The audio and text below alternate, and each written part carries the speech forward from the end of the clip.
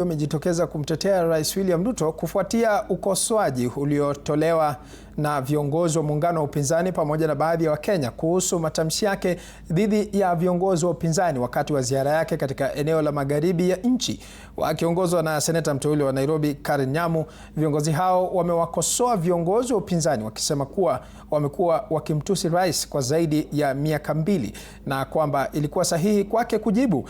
Viongozi hao walitoa matamshi hayo jijini Nairobi walipokuwa wakigawa msaada wa chakula kwa Waislamu wakati wa maadhimisho ya Ramadhan.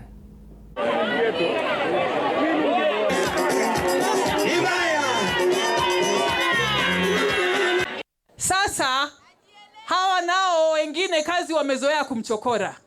Uongo kila siku, propaganda, matusi kila siku wanaekelea rais. Rais siku moja amewajibu tu, siku moja wanataka kwenda ICU wote.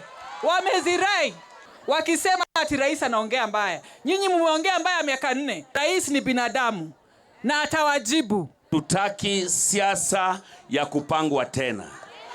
Na kitu kubwa, hatutaki siasa ya kurudi kwa barabara na maandamano. Watu wetu wameamua kwa muda, si ndio? Wameumia kwa muda, si ndio? Saa hizi sisi tumeamua ni kazi bila break.